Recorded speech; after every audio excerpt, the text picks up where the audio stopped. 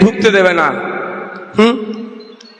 তো আমি বলেছি আমার সাথে একটাও না কেউ লোক যায়।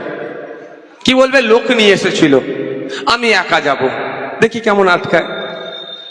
তো আমি চলে আসার পরে খোঁজ পাচ্ছি কিছু তো করতে পারেনি, একটু গোবর আর পানিতে ছিটিয়েছে। আমি তো ক্যানিং এ প্রায় 8 কিলোমিটার ওপর দিয়ে গিয়েছি। বেটাতে 8 কিলোমিটার তাহলে ছড়াতে বলো, চর্বি কেটে যাবে। ছড়া 1 নম্বর কথা। এই গোবর, গরু, গোবরে সোনা, এইগুলো কারা বলে? বিজেপি না তৃণমূল? এই কাদের ভাষা? এর জোরে বলুন, কাদের ভাষা?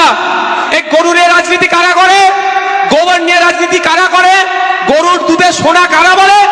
তাহলে বিজেপির আমদানি কারা করছে? তৃণমূল করছে। আমি বারবার আপনাদের বলেছি, এই তৃণমূল আর বিজেপি আলাদা নয়। ও তো অন্য কিছু করতে পারত। বিজেপি তো গোবর নিয়ে রাজনীতি করে, বিজেপি তো গরু নিয়ে রাজনীতি করে, বিজেপি তো গরুর দুধ নিয়ে সোনা বলে রাজনীতি করে। তাহলে আপনিও সেটা করছেন।